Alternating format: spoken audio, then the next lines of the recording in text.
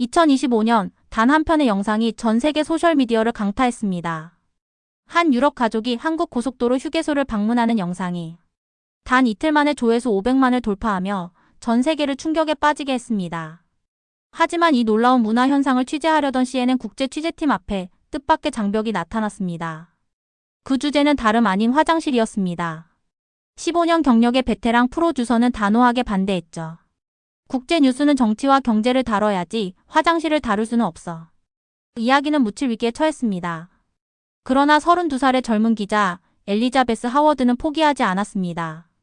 그녀는 이 안에 훨씬 더 큰 이야기가 숨어 있음을 보았습니다. 문화적 자부심, 국가 정체성, 그리고 한국의 독특한 휴게소 문화가 만들어낸 놀라운 세계적 파급력까지. 심지어 해고 위협 속에서도 엘리자베스는 끝까지 맞서 싸웠습니다. 이것은 단순한 휴게소가 드러낸 현대 사회의 숨겨진 진실과 글로벌 인식, 그리고 진정한 뉴스를 전하려는 한 기자의 충격적인 폭로이며 지금 그 모든 이야기가 밝혀집니다. 안녕하세요. 저는 엘리자베스 하워드입니다. 영국에서 온 기자인데요. 지금은 미국 CNN에서 일하고 있어요. 벌써 3년째 아시아에 살면서 뉴스를 취재하고 있었거든요. 그런데 제가 아시아에 대해 안다고 생각했던 모든 게 완전히 틀렸더라고요. 지금 서울의 작은 원룸에서 살고 있어요. 매일 아침 책상에 앉아서 컴퓨터 화면을 바라보고 있었죠. 집이 정말 작아요. 벽도 얇고요. 옆집 사람들이 대화하는 소리가 벽을 통해서 다 들리고 있었어요. 제 일은 아시아 소식을 미국이나 유럽 사람들에게 전하는 거예요. 대부분 심각한 이야기들을 쓰고 있었어요. 북한이 미사일을 쏘거나 중국이 새로운 사업 계약을 맺거나 일본 정부가 바뀌거나 이런 게 제 상사가 원하는 기사들이었죠. 그런데 사실 저는 진짜 아시아를 보고 있지 못했어요. 그냥 제가 예상하던 것들만 보고 있었던 거죠. 한국은 과거와 미래 사이에 끼어서 고민하고 있는 나라라고 생각하고 있었어요. 항상 북한 때문에 걱정하고 있고 한국 사람들은 너무 열심히 일만 하고 재미는 없는 사람들이라고 생각했죠. 도시들도 복잡하고 더럽다고 생각하고 있었고요.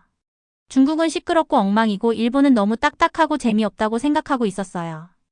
아시아 전체가 아니면 너무 구식이거나 아니면 미국이나 유럽을 따라하려고 너무 애쓰고 있다고 생각하고 있었죠. 어느 화요일 아침이었어요. 책상에 앉아 있는데 커피가 식고 있었죠. 미국에 있는 상사한테서 온 이메일들을 읽고 있었어요. 또 정치 기사를 쓰라고 하더라고요. 똑같은 기사를 계속 반복해서 쓰는 게 지겨워지고 있었어요. 그때 제 인생을 바꿔놓을 무언가를 보게 됐어요. 컴퓨터 화면에 동영상 하나가 떠 있었어요. 유튜브였죠. 제목이 독일 가족이 한국 고속도로 휴게소 가본 후기였어요. 처음엔 클릭할 생각도 없었어요. 휴게소가 뭐 대수냐고요. 그냥 화장실 가고 간식 사는 곳 아니냐고 생각하고 있었거든요. 그런데 뭔가 저를 끌어당기고 있었어요. 그래서 클릭했죠. 동영상에는 독일 가족이 나오고 있었어요. 부모님하고 어린 딸 하나. 한국 고속도로를 드라이브하다가 휴게소에 들른 거였어요. 화장실도 가고 음식도 좀 사려고요. 그런데 안으로 들어가자마자 입이 떡 벌어지더라고요. 아빠가 무료 화장실이라고 쓰인 표지판을 계속 쳐다보고 있었어요. 3번이나 읽더라고요. 표정이 당황스러워 보였어요. 독일에서는 공중화장실 쓸 때 돈을 내야 하거든요. 엄마는 음식을 자동으로 만드는 기계들을 보고 있었어요. 처음 보는 거였나 봐요. 마치 미래에서 온 로봇 같다고 하고 있었죠. 딸아이는 여기저기 뛰어다니면서 신기해하고 있었어요. 너무 신나 보이더라고요. 자기네 호텔보다 더 깨끗하다고 독일 쇼핑몰보다 더 예쁘다고 말하고 있었어요. 가족들이 휴게소를 돌아다니는 모습을 보고 있었는데 정말 고급 쇼핑센터 같았어요. 바닥은 반짝반짝 빛나고 있었고 조명도 밝은데 눈부시지 않았어요. 앉아서 쉴 수 있는 편안한 공간들이 있었고 지역 음식이나 선물을 파는 가게들도 있었어요. 심지어 아이들이 놀 수 있는 공간까지 있더라고요. 동영상은 겨우 10분짜리였어요. 그런데 이틀 만에 500만 명이 봤더라고요. 500만 명이요. 댓글들을 읽어보고 있었는데 미국 사람들은 이게 정말 고속도로 휴게소라고 이렇게 쓰고 있었어요. 프랑스 사람들은 파리 레스토랑보다 좋아 보인다. 호주 사람들은 우리나라는 왜 이런 곳이 없지? 라고 쓰고 있었죠. 의자에 등을 기대고 앉아 있었는데 정말 당황스럽고 좀 부끄럽기도 했어요. 저는 한국에서 3년째 살고 있잖아요. 한국 고속도로도 가끔 운전해 봤고요. 그런데 한국 휴게소에는 한 번도 들러본 적이 없더라고요. 일할 때는 항상 비행기로 다니고 있었고 운전할 때도 목적지까지 쭉 가고 있었거든요. 그때 깨달았어요. 정말 끔찍한 사실을요. 저는 3년 동안 한국에 대해 기사를 쓰고 있었는데 사실 한국을 전혀 모르고 있었던 거예요. 그동안 한국에 대해 쓴 기사들을 생각해보고 있었어요. 대부분 심각한 정치 문제나 경제 뉴스였죠. 한국을 그냥 가난한 나라에서 부자 나라가 되려고 애쓰는 곳 정도로 쓰고 있었어요. 그런데 이 동영상은 뭔가 다른 걸 보여주고 있었어요. 한국이 이미 뭔가 특별한 나라가 되어 있었다는 걸요. 그런데 저는 완전히 놓치고 있었던 거죠. 마치 엉뚱한 곳에서 단서를 찾고 있던 탐정 같은 기분이었어요. 컴퓨터에서 새 문서를 열고 있었어요. 미국에 있는 상사한테 보낼 이메일을 쓰기 시작했죠. 한국 휴게소에 대한 다큐멘터리를 만들어도 되냐고 물어보려고 했어요. 전 세계 사람들이 왜 이렇게 놀라고 있는지 알고 싶었거든요. 그런데 타이핑을 멈췄어요. 상사가 저를 미쳤다고 생각할 게 뻔했거든요. 진짜 뉴스 말고 왜 화장실 얘기로 영화를 만들려고 하냐고 물어볼 게 분명했어요. 노트북을 닫고 작은 주방으로 걸어갔어요. 커피를 새로 내리고 있었죠. 창문 밖으로 바쁘게 움직이고 있는 서울거리를 내려다보고 있었어요. 3년 만에 처음으로 제가 살고 있는 이곳에 대해 궁금해지고 있었어요. 마치 지금까지 잠들어 있다가 드디어 깨어나고 있는 기분이었죠. 크고 중요한 이야기만 찾느라 바빠서 매일 제 주변에서 일어나고 있던 진짜 이야기를 놓치고 있었던 거예요. 그날 밤 잠을 잘 수가 없었어요. 독일 가족들의 놀란 표정이 계속 생각나고 있었어요. 그 동영상을 보고 자기 나라에도 한국 휴게소 같은 곳이 있었으면 좋겠다고 바라고 있던 모든 사람들 생각이 나고 있었죠. 그때 깨달았어요. 이 휴게소들을 직접 가봐야겠다고. 제가 무엇을 놓치고 있었는지 알아야겠다고요. 다음 날 아침 제 인생을 영원히 바꿔놓을 결정을 내렸어요. 한국 휴게소의 진실을 알아내겠다고 결심했어요. 상사가 저를 미쳤다고 생각하더라도 직장을 잃을 위험이 있더라도요. 왜냐하면 때로는 가장 중요한 이야기들이 가장 평범한 곳에 숨어 있거든요. 3일 동안 기획서를 쓰고 있었어요. 한국 고속도로 휴게소에 대한 다큐멘터리를 만들고 싶었거든요. 다른 나라 휴게소들과 비교해보고 싶었어요. 한국 문화의 놀라운 점을 사람들에게 보여줄 수 있을 것 같았거든요. 15페이지짜리 기획서를 쓰고 있었어요. 독일 가족 동영상 스크린샷도 넣고 얼마나 많은 사람들이 봤는지 통계도 보여주고 왜 이 이야기가 중요한지도 설명하고 있었죠. 그리고 미국에 있는 상사한테 보냈어요. 상사 이름은 제프리 윈스턴이에요. 52살이고 CNN에서 20년째 일하고 있어요. 비싼 정장을 입고 다니고 목소리도 굵고 진지해요. 시청률 올리는 기사에만 관심이 있어요. 답장을 기다리고 있었어요. 5분마다 이메일을 확인하고 있었죠. 떨리면서도 기대되고 있었어요. 2시간 후에 전화가 왔어요. 제프리였어요. 제 이름을 부르는 방식만 들어도 화가 나 있다는 걸 알 수 있었어요. 제 아이디어가 말도 안 된다고 하더라고요. CNN은 화장실에 대한 다큐멘터리는 안 만든다고 했어요. 회사 시간과 돈을 낭비하고 있다고 하고 있었죠. 북한이 미사일을 쏘고 있다고 상기시키더라고요. 중국이 경제 문제를 겪고 있고 일본이 정부를 바꾸고 있다고 했어요. 왜 이런 중요한 기사들은 무시하고 변기에 대한 영화를 만들려고 하냐고 물어보더라고요. 제 다큐멘터리가 사실 화장실에 대한 게 아니라고 설명하려고 했어요. 문화와 사회 그리고 나라가 어떻게 발전하는지에 대한 이야기라고 하고 있었는데 들으려고 하지 않더라고요. 휴게소는 잊어버리고 진짜 뉴스에 집중하라고 했어요. 그리고 전화를 끊어버렸어요. 원룸에 앉아서 화가 나고 실망하고 있었어요. 그런데 놀랍지는 않았어요. 제프리는 항상 똑같은 방식으로 생각하거든요. 정치, 전쟁, 돈에 대한 기사만 원해요. 그런 것만이 중요한 기사라고 생각하고 있어요. 하지만 휴게소를 잊을 수가 없었어요. 독일 가족 동영상이 계속 머릿속에서 재생되고 있었어요. 전 세계 사람들이 남긴 댓글들이 계속 신경 쓰이고 있었죠. 이 이야기가 맞다는 걸 알고 있었어요. 그냥 증명해야 했어요.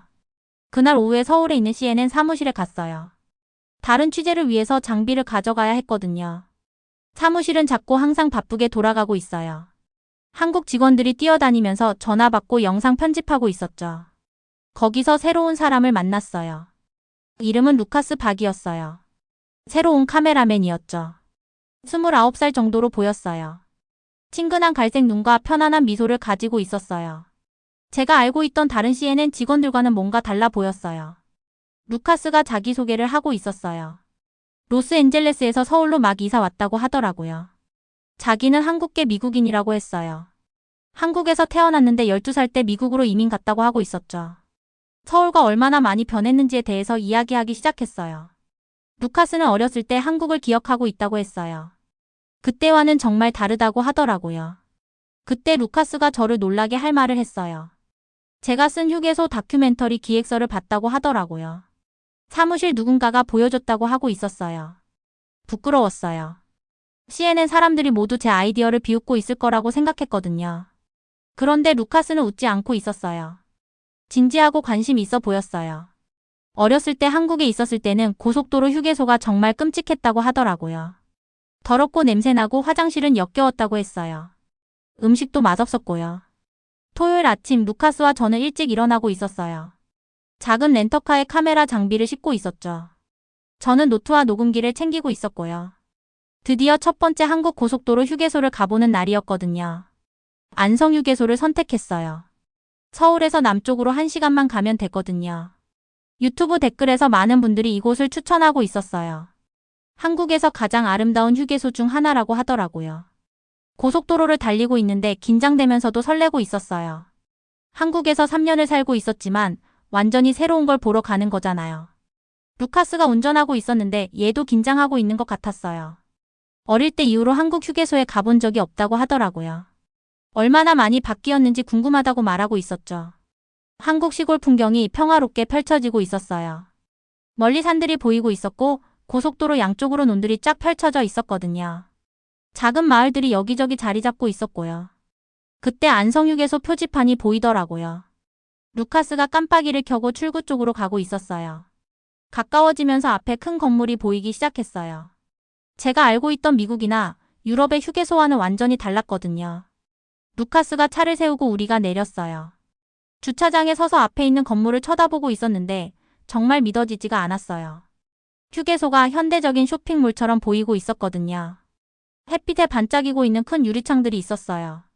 입구 주변에는 꽃과 작은 나무들로 꾸며진 정원이 있었고요. 건물이 3층이나 되고 엄청 넓었어요. 저는 작고 단순한 건물에 자판기 몇 개랑 기본적인 화장실 정도만 있을 거라고 생각하고 있었거든요. 그런데 부유한 시내 중심가에 있을 법한 건물을 보고 있었어요. 루카스도 제 옆에서 입을 벌리고 서 있었어요. 저만큼 놀라고 있는 것 같았거든요. 입구 쪽으로 걸어가고 있었어요. 유리문이 자동으로 열리고 있었고 시원한 바람이 건물 안에서 나오고 있었어요. 안으로 들어가는 순간 완전히 다른 세상에 온 것 같았어요. 바닥이 반짝이는 대리석으로 되어 있었는데 천장 조명이 그 위에 비치고 있었거든요. 천장이 높고 현대적인 조명들로 꾸며져 있었어요. 모든 게 정말 깨끗하고 밝았어요. 오른쪽을 보니까 비싼 백화점에 있을 법한 푸드코트가 있었어요. 20개는 넘어 보이는 식당과 음식점들이 있었거든요. 각각 음식 샘플들이 아름답게 진열되어 있었고요. 앉을 자리에는 편안한 의자들과 식탁보가 깔린 테이블들이 있었어요. 왼쪽에는 지역 특산품을 파는 상점들이 있었어요. 전통 한국 도자기, 지역굴 수제 공예품들이 진열되어 있었거든요. 모든 걸 박물관 기념품점처럼 완벽하게 정리해 놓고 있었어요. 정면을 보니까 가장 놀라운 게 있었어요. 로봇이 커피를 만들고 있었거든요. 기계팔이 부드럽고 정확하게 움직이고 있었어요. 원두를 갈고 우유를 데우고 손님 한 분 한 분에게 완벽한 커피를 만들어주고 있었거든요. 가족들이 휴게소 안을 돌아다니고 있는 걸 보고 있었어요. 아이들이 부드러운 바닥과 알록달록한 놀이기구가 있는 놀이터에서 놀고 있었고요. 부모님들은 테이블에 앉아서 식사하며 조용히 대화하고 있었어요. 어르신들은 지역 특산품들을 보시면서 사진을 찍고 계셨고요. 모든 분들이 편안하고 행복해 보이고 있었어요. 아무도 서두르는 것 같지 않았거든요. 루카스와 저는 화장실 쪽으로 걸어가고 있었어요. 그 독일 가족이 그렇게 놀라워했던 게 뭔지 보고 싶었거든요. 화장실 입구에 사용 가능한 칸이 몇 개인지 보여주는 전광판이 있었어요. 안쪽 바닥은 정말 깨끗했고요. 벽에는 예술 작품들이 걸려 있었어요. 세면대 옆 카운터에 생화가 꽂혀 있었거든요. 각 칸마다 작은 세면대와 거울이 있었어요. 변기 시트는 따뜻하게 데워져 있었고요. 벽에는 여러 가지 세정이나 건조 기능 버튼들이 달려 있었어요. 모든 게 자동이고 첨단 기술이었거든요. 그런데 가장 놀라운 건 이 모든 게 완전히 무료였다는 거예요. 동전이 필요한 게 하나도 없었어요. 화장실 사용료도 없고 비누나 휴지 사용료도 없었거든요. 그 아름다운 화장실에 서서 정말 당황스러웠어요. 비싼 호텔 화장실보다 좋았거든요. 공항 화장실보다도 좋았고 고급 식당 화장실보다도 좋았어요. 그런데 누구나 무료로 사용할 수 있었어요. 루카스가 화장실 밖에서 기다리고 있었어요. 저만큼 놀라고 있는 것 같았거든요. 다시 푸드코트 쪽으로 걸어가고 있었어요. 루카스는 촬영을 시작했고 저는 외국인 관광객들에게 다가가고 있었어요. 한국을 여행하고 있는 프랑스 부부를 만났어요. 휴게소가 얼마나 깨끗하고 아름다운지 믿어지지 않는다고 하더라고요. 파리의 많은 식당들보다 낫다고 말하고 있었어요. 두 어린 자녀를 둔 미국 가족도 만났어요. 아버지는 미국에서 이렇게 좋은 공중화 장치를 본 적이 없다고 하더라고요. 어머니는 모든 게 너무 깨끗하고 안전해서 아이들을 놀이터에서 안심하고 놀게 할 수 있다고 말하고 있었어요. 일본인 노부부도 만났는데 한국 휴게소가 이제 일본 휴게소보다 좋다고 하시더라고요. 지역 음식의 다양함과 시설의 질에 감동하고 계셨어요. 제가 인터뷰한 모든 분들이 똑같은 말씀을 하고 계셨어요. 정말 놀랍다고요. 이런 걸 경험해 본 적이 없다고 하더라고요. 한국 직원분들과도 이야기를 나누기 시작했어요. 정부와 고속도로 공사가 몇 년 동안 이런 시설들을 개선하기 위해 노력하고 있었다고 하더라고요. 휴게소를 여행자들이 한국을 자랑스럽게 여길 수 있는 문화공간으로 만드는 게 목표라고 하셨어요. 김 부장님이라는 분이 설명해 주시고 있었어요. 그냥 기본적인 서비스만 제공하는 게 아니라 가족들이 편안하게 쉬고 지역 문화를 배우고 좋은 경험을 할 수 있는 공간을 만들고 싶다고 하시더라고요. 모든 직원들이 특별 교육을 받고 있다고 하셨어요. 모든 걸 깨끗하고 아름답게 유지하는 방법을 배우고 있었고요. 외국에서 온 손님들을 도와드리는 방법도 배우고 있었어요. 모든 분들이 환영받는다고 느끼게 해드리는 방법을 배우고 있었거든요. 김 부장님 말씀을 들으면서 깨달았어요. 이 휴게소가 우연히 생긴 게 아니었어요. 세심한 계획과 열심히 일한 결과였고 공공공간이 어떨 수 있는지에 대한 비전이 있었던 거예요. 안성휴게소에서 3시간을 보냈어요. 관광객들을 인터뷰하고 직원분들과 이야기하고 사람들이 시설을 어떻게 이용하는지 관찰하고 있었어요. 루카스는 모든 걸 촬영하고 있었고요. 드디어 떠날 때가 되었는데 제 머릿속이 완전히 바뀐 것 같았어요. 한국에서 3년을 살고 있었지만 진짜 한국을 본 적이 없었던 거예요. 정치와 경제에만 집중하고 있었는데 가장 중요한 이야기를 놓치고 있었던 거예요. 한국이 조용히 자신을 특별한 무언가로 바꾸고 있었거든요. 그런데 저는 너무 눈이 멀어서 보지 못하고 있었어요. 서울로 돌아가면서 알았어요. 기자로서 제 인생이 완전히 바뀌었다는 걸요. 더 이상 한국에 대해 그냥 보도하는 게 아니었어요. 한국을 발견하고 있었거든요. 그리고 이건 시작에 불과했어요. 핸드폰이 또 울리고 있었어요. 제프리 윈스턴이라는 이름이 화면의 경고등처럼 깜빡이고 있었거든요. 새까지 세고 전화를 받았어요. 이번 주에만 5번째 전화였어요. 엘리자베스, 한국에서 2주 동안 화장실 촬영하고 있잖아. 언제 진짜 기자 일로 돌아올 거야? 핸드폰을 귀에서 떼고 들고 있었어요. 멀리서도 화난 목소리가 들리고 있었거든요. 루카스가 카메라 장비에서 고개를 들더니 얼굴을 찌푸리고 있었어요. 핸드폰 너머로 제프리가 소리치는 게 들리고 있었던 거예요. 이건 그냥 화장실이 아니에요, 제프리. 이건 이런 이야기거든요. 내가 뭐라고 생각하든 상관없어. 집으로 와. 지금 당장. 전화가 끊어졌어요. 화면이 까맣게 될 때까지 핸드폰을 쳐다보고 있었어요. 반사된 제 모습이 피곤해 보이고 있었거든요. 눈 밑에 다크서클이 있었고 또 하루 종일 촬영하느라 머리가 엉망이었어요. 나쁜 소식이야. 루카스가 물어보고 있었어요. 고개를 끄덕였어요. 우리 서울로 돌아가라고 해. 나보고 워싱턴으로 돌아가라고 하더라고. 그런데 제 마음속 어딘가에서 포기하기 싫다고 하고 있었어요. 가슴에서 불이 타오르는 것 같았거든요. 이제 휴게소를 5곳이나 가봤어요. 각각이 똑같이 놀라운 이야기를 들려주고 있었거든요. 한국이 어떻게 이런 곳들을 더러운 쉼터에서 아름다운 공간으로 바꿨을까요? 어떻게 이렇게 조용히 해냈을까요? 한국 사람들조차 이게 얼마나 특별한지 모르고 있을 정도로요. 루카스가 카메라를 케이스에 넣고 있었어요. 그럼 우리 어떻게 할까? 계속 가는 거야, 제가 말했어요. 다음은 여주휴게소야. 다음날 아침 고속도로를 타고 남쪽으로 가고 있었어요. 가을 단풍이 주황색과 빨간색으로 물들고 있었거든요. 차 창문으로 보니까 한국이 정말 아름다웠어요. 비행기를 타고 이 나라 위를 날아다닌 적은 많았는데 땅에서 본 적은 없었거든요. 여주휴게소가 고속도로 옆에 현대적인 성처럼 자리 잡고 있었어요. 유리벽이 아침 햇살에 반짝이고 있었고요. 건물 둘레에 완벽하게 줄지어 심어진 꽃들이 있는 정원이 있었어요. 주차장조차 그 위에서 밥을 먹어도 될 정도로 깨끗해 보이고 있었거든요. 안쪽에서는 가족들이 나무 테이블에서 아침을 먹고 있었어요. 아이들이 안전한 구석에서 놀고 있는 동안 부모님들은 커피를 마시고 계셨어요. 부드러운 조명 아래서 모든 게 반짝이고 있었어요. 바닥이 거울 같았거든요. 50대 정도 되어 보이는 여성분을 인터뷰했어요. 단순한 파란색 코트를 입고 가죽 핸드백을 들고 계셨거든요. 제 한국어보다 영어를 더 잘하시더라고요. 외국분들이 항상 우리 휴게소를 보고 놀라시는 것 같아요. 그분이 말씀하고 계셨어요. 하지만 우리는 원래 이렇게 살았거든요. 저희에게는 당연한 거였어요. 잠깐 멈추시고 밝은 공간을 둘러보고 계셨어요. 방문객들이 그렇게 놀라는 반응을 보니까 우리가 이룬 것들이 자랑스럽더라고요. 그 순간 저에게 모든 게 바뀌었어요. 이분은 이곳이 얼마나 특별한지 모르고 계셨거든요. 왜냐하면 훌륭함이 당연한 게 되어버렸기 때문이었어요. 상상해보세요. 깨끗한 공중화장실과 고속도로 휴게소에 좋은 음식이 너무 당연해져서 아무도 두 번 생각하지 않는 곳에서 사는 걸 말이에요. 3시간을 더 촬영했어요. 프랑스 가족이 고향 친구들에게 보내고 있는 사진들을 보여주시더라고요. 이거 얼마나 깨끗한지 봐. 아버지가 영어로 말하고 있었어요. 프랑스 우리 휴게소들은 이거에 비하면 냄새가 지독해. 두 어린 아이를 둔 미국인 엄마가 놀라서 고개를 흔들고 있었어요. 이 음식 품질이 믿어지지 않아요. 집에서는 고속도로 음식 먹으면 배탈 나거든요. 여기는 식당 음식 같아요. 그분의 10살 아들이 루카스 카메라를 똑바로 쳐다보더라고요. 여기가 우리 집보다 깨끗해요. 진지한 얼굴로 말하고 있었어요. 인터뷰할 때마다 우리 말이 맞다는 걸 증명하고 있었어요.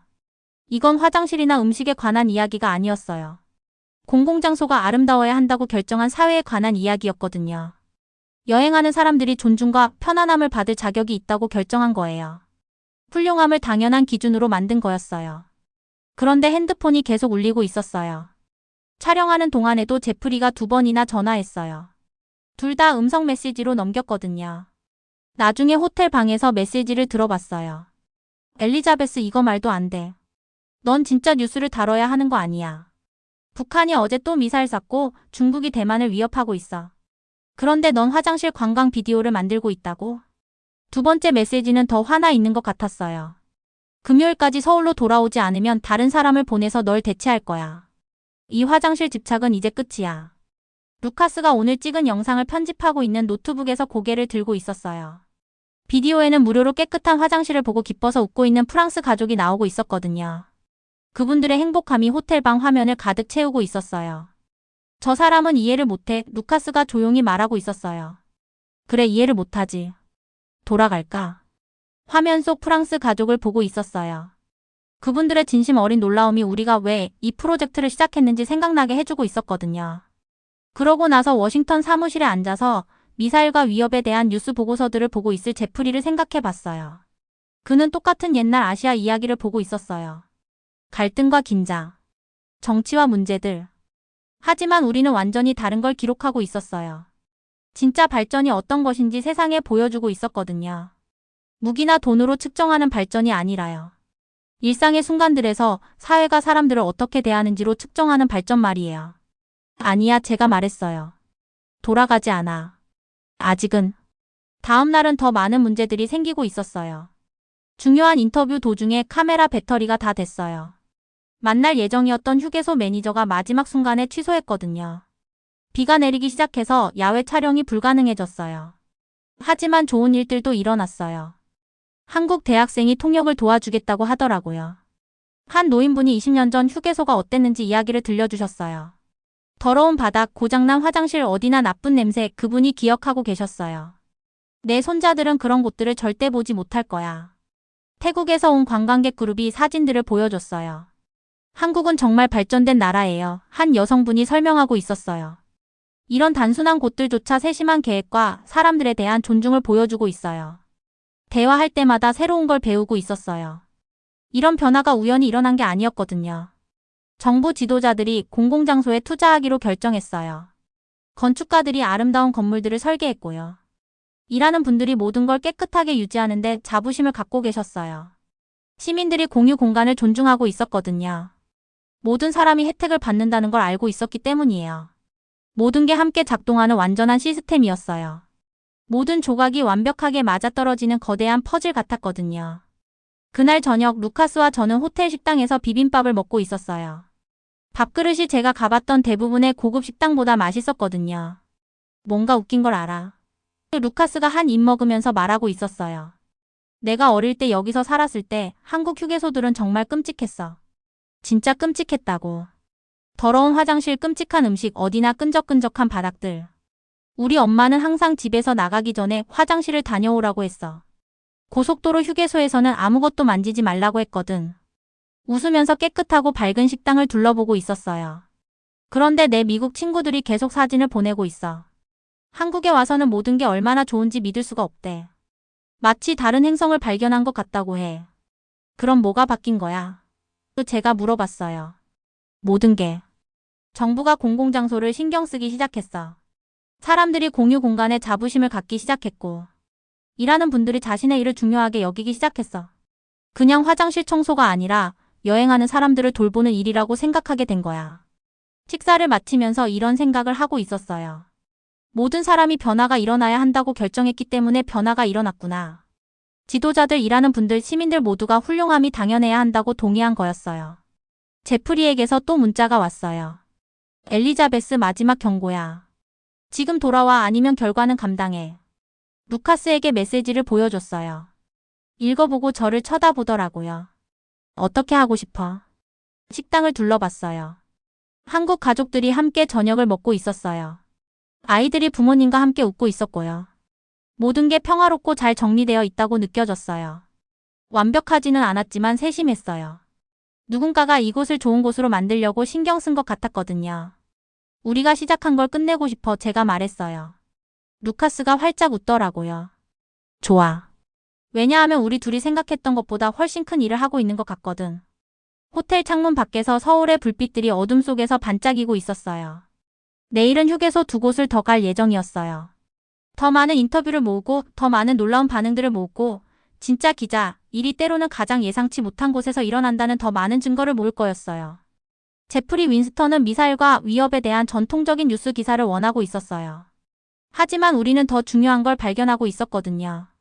사회가 평범한 사람들이 일상적인 곳에서 특별한 대우를 받을 자격이 있다고 결정할 때 어떤 일이 일어나는지 배우고 있었어요.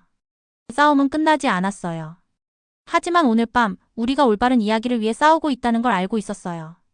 새벽 6시였어요. 저는 아직 침대에 누워 있었는데 갑자기 전화벨이 울리고 있었습니다. 제프리 윈스턴 국장님의 환한 목소리가 호텔방 안을 가득 채우고 있었어요. 엘리자베스, 당신은 끝났어요. 당장 짐 싸고 집으로 돌아와요. 심장이 빠르게 뛰기 시작했어요. 루카스는 창가 의자에서 일어나고 있었습니다. 밤새 영상 편집을 하다가 그 자리에서 잠들어 있었거든요. 컴퓨터 화면들이 어두운 방 안에서 빛나고 있었어요. 몇 달 동안 작업한 결과물들이 여러 대의 노트북과 카메라에 흩어져 있었습니다. 국장님, 다큐멘터리 작업이 거의 끝나가고 있어요. 단지 2주만 더 시간을 주세요. 2주 더? 엘리자베스, CNN은 이 프로젝트를 승인한 적이 없어요. 당신은 3개월 동안 허가 없이 촬영하고 있었잖아요. 큰일 났어요. 전화가 끊어졌어요. 전화기 화면이 까맣게 변할 때까지 바라보고 있었습니다. 손이 조금 떨리고 있었어요. 루카스가 걱정스러운 눈빛으로 저를 바라보고 있었습니다. 뭐라고 하셨어요? 우리를 워싱턴으로 부르고 있어요. 오늘 당장이요. 그리고 저는 직장을 잃을 것 같아요. 루카스가 일어나서 창문으로 걸어가고 있었어요. 서울이 이른 아침 햇살 속에서 우리 아래로 펼쳐져 있었습니다. 수백만 명의 사람들이 세계에서 가장 깨끗하고 잘 정돈된 도시 중 하나에서 하루를 시작하고 있었어요. 우리 어떻게 해요? 루카스가 조용히 물어보고 있었습니다. 방 안에 흩어져 있는 우리 작업물들을 바라봤어요. 영상 파일들이 한국 가족들이 아름다운 휴게소를 즐기고 있는 모습을 보여주고 있었어요. 외국인 관광객들이 공짜로 제공되는 깨끗한 화장실에 놀라워하고 있었습니다. 자신의 일에 자부심을 갖고 있는 직원들의 모습도 담겨 있었어요. 너무나 자연스럽게 뛰어남을 만들어낸 나라 전체의 이야기가 거기 있었습니다. 심지어 그 나라 사람들 스스로도 그것이 얼마나 특별한지 깨닫지 못하고 있었거든요. 이 이야기는 중요해요. 진짜 발전이 무엇인지 세상에 보여주고 있었거든요. 무기나 돈으로 측정하는 발전이 아니라 사회가 일상의 순간들에서 사람들을 어떻게 대하는지로 측정하는 발전 말이에요. 우리는 이걸 끝낼 거예요. 제가 말했어요. 그 말이 저 자신도 놀라게 했습니다. 이 이야기는 제 경력보다 더 중요해요. 루카스가 전화 통화 후 처음으로 웃고 있었어요. 정말 확실해요. 확실해요. 우리는 18시간을 쉬지 않고 작업했어요. 커피잔들이 책상 위에 쌓여가고 있었습니다. 룸서비스 쟁반들이 문 옆에 탑처럼 쌓이고 있었어요. 컴퓨터 화면을 너무 오래 보느라 눈이 따끔거리고 있었지만 계속 편집 작업을 했습니다. 다큐멘터리가 아름다운 그림처럼 모양을 갖춰가고 있었어요. 독일 가족이 처음 한국 휴게소에서 놀라워하는 얼굴로 시작했습니다. 그 다음에는 똑같이 충격받은 표정의 다른 외국인 방문객들을 보여줬어요. 거울처럼 반짝이는 깨끗한 바닥들. 레스토랑 수준의 맛을 내는 음식들. 바닥에서 밥을 먹어도 될 만큼 깨끗한 화장실들. 하지만 진짜 마법은 한국 사람들을 인터뷰할 때 일어났어요. 그들은 외국인들이 왜 휴게소에 그렇게 흥분하는지 이해하지 못하고 있었습니다. 우리에게는 그냥 평범한 일이에요. 그들이 말하고 있었어요. 우리는 항상 이렇게 살았거든요. 그게 바로 우리 이야기의 핵심이었어요. 너무나 자연스럽게 뛰어남을 달성한 사회, 그래서 자국민들조차 거의 눈치채지 못하고 있는 사회. 자정이 되었을 때 우리에게는 43분짜리 다큐멘터리가 있었어요. 루카스와 저는 처음부터 끝까지 한 번 더 봤습니다. 이야기가 마치 계시처럼 펼쳐지고 있었어요. 한국이 가난한 나라에서 고속도로 휴게소조차 환대와 문화의 중심지가 된 곳으로 어떻게 변화했는지 보여주고 있었습니다. 정말 좋네요. 루카스가 조용히 말했어요. 정말 훌륭해요. 저도 동의했습니다. 하지만 너무 피곤해서 흥분을 느낄 수가 없었어요. 내일이면 아마 해고당할 거예요. CNN이 우리 다큐멘터리를 묻어버릴 거고요. 이 모든 작업이 회사 파일 속으로 사라져버릴 거였습니다. 책상에 팔을 베고 머리를 올린 채 잠이 들었어요. 다음날 아침 7시에 전화기가 윙윙거리기 시작했어요. 이번에는 제프리가 아니었습니다. CNN 소셜미디어 팀의 제 친구 사라였어요. 엘리자베스, 오늘 아침 인터넷을 봤어? 뭐요? 누군가 당신 다큐멘터리 영상 클립들을 유출시켰어요. 지금 바이럴되고 있어요. 책상에서 빠르게 일어났어요. 책상에서 잠을 자느라 목이 뻣뻣하게 굳어 있었습니다. 루카스는 이미 노트북 앞에 앉아서 놀란 눈으로 소셜미디어를 스크롤하고 있었어요. 이거 봐요. 그가 말했습니다.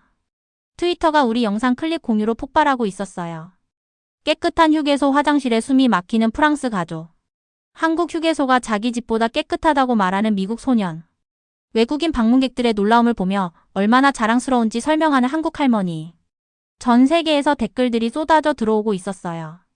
더러운 고속도로 휴게소에 대해 불평하는 미국인들. 자신들의 여행 경험을 공유하는 유럽인들. 인프라와 정부 우선순위에 대해 이야기하는 동남아시아인들. 6시간 만에 우리가 유출된 클립들이 300만 뷰를 기록하고 있었어요.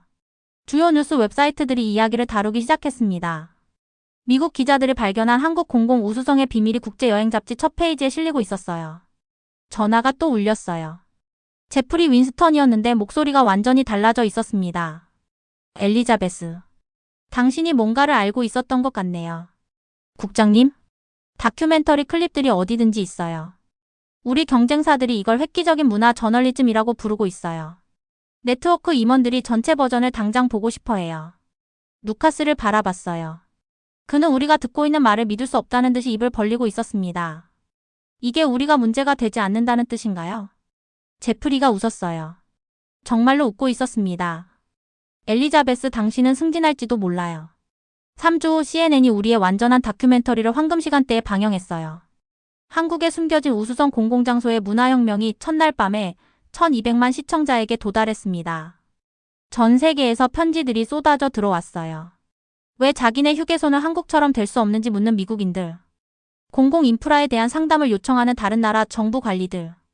자신들의 공공시설을 홍보하는 관광청들. 하지만 진짜 보상은 예상치 못한 곳에서 왔어요. 한국 사람들이 자기 나라의 일상적인 우수성에 대한 자신들만의 이야기를 공유하기 시작했습니다. 그들은 자신들의 동네 공원, 지하철역, 공공도서관을 촬영했어요.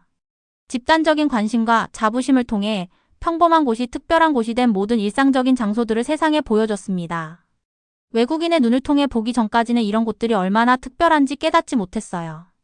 한 한국 여성이 우리에게 편지를 썼습니다. 3개월 후 인천공항에 서서 다음 임무지인 일본으로 떠날 비행기를 기다리고 있을 때 저는 완전히 새로운 눈으로 아시아를 바라보고 있었어요. 저는 더 이상 정치 브리핑과 경제 보고서를 통해 이 지역을 이해한다고 생각했던 특파원이 아니었습니다. 저는 문화가 헤드라인 사이의 공간에 살고 있다는 것을 배운 사람이었어요. 사회의 진짜 성격을 드러내는 일상적인 상호작용 속의 말이에요. 루카스가 탑승구로 걸어가면서 저에게 활짝 웃고 있었어요. 다음 모험 준비됐어요. 저도 웃으며 대답했습니다. 제가 놓치고 있던 다른 것들을 발견할 준비가 됐어요. 영웅의 여정은 완성된 게 아니에요. 이제 막 시작이었습니다. 세상에 대해 자신이 모르는 것이 얼마나 많은지 깨닫고 나면 모든 임무가 개시의 기회가 됐거든요. 비행기가 서울에서 이륙했고 저는 노트북을 열어서 다음 제안서를 쓰기 시작했어요. 문화적 인프라 동아시아 공공장소의 비교 분석. 이번에는 허가를 구하지 않을 거예요. 기대하는 이야기를 찾는 것을 멈추고 실제로 중요한 이야기를 보기 시작할 때 무슨 일이 일어나는지 세상에 보여줄 거였습니다. 비행기 창문을 통해 한국이 우리 아래로 작아져 가고 있었어요. 하지만 그 교훈들은 제 마음속에서 더 커지고 있었습니다. 때로는 가장 중요한 발견들이 가장 평범한 곳에서 일어나요. 때로는 가장 큰 이야기들이 가장 작은 세부 사항 속에 숨어 있습니다. 그리고 때로는 상사의 기대가 아닌 자신의 호기심을 따를 용기가 있을 때 모든 것을 바꾸는 진실을 발견하게 되는 거예요. 오늘의 영상은 여기까지입니다. 오늘의 사연 재밌게 보셨다면 좋아요와 구독 꼭 부탁드릴게요.